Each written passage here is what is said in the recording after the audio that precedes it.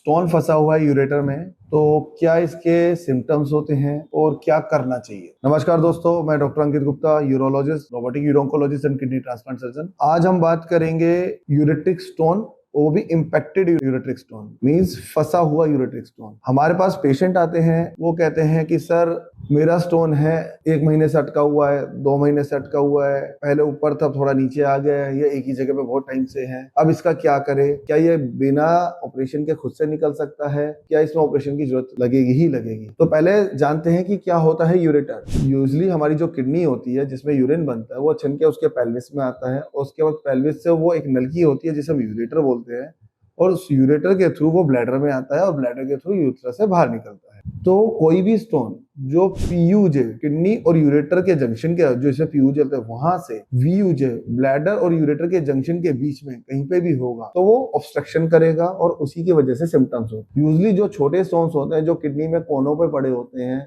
5-6 mm के stone है जो उसके कैलिक्स में पड़े हैं, वो यूजली पेन नहीं करते। वो स्टोन जो नैरो पैसेज जो यूरेटर होता है उसमें होते हैं, तो उसमें ज्यादा दर्द करते हैं, क्योंकि जो यूरेटर का जो डायमीटर होता है ऊपर ज्यादा बड़ा होता है, वो फनल शेप में होता है, ऊपर से नीचे आते आते नैरो होता है। पीयूजे के अराउंड 6 mm के अराउंड होता है, और जो वीयूजे के अराउंड होता है नीचे ब्लैडर के अराउंड, वो 3 से 4 mm के अराउंड होता है। तो कोई भी स्टोन जो 5 से 6 mm से बड़ी है, उसके निकलने के चांस काफी कम हो जाते हैं खुद से, प्लस उनके इम्पैक्शन के, उनके वहां पे अटकने के चांस ज्यादा बढ़ जाते हैं।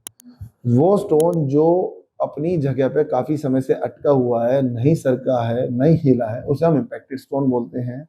और वो क्या करता है, जो यूरेटर की वॉल होती है उस पर थोड़ा धस सा जाता है, जिसे इन्फेक्शन बोलते हैं, उसकी वजह से काफी इन्फ्लेमेशन, एडिमा हो जाता है, तो उसकी वजह से पेशाब के रास्ते में और सूजन हो जाती है, रुकावट हो जाती है। और तो जिस पेशेंट का इम्पैक्टेड यूरेटिक स्टोन होता है वो खुद से नहीं निकलेगा, उसमें ऑपरेशन ही इलाज होता है, और उसके ऑपरेशन जो होता है उसे हम यूआरएसएल बोलते हैं। क्या होता है यूआरएसएल? यूआरएसएल होता है यूरोट्रोस्कोपिक लिथोट्रिप्सी।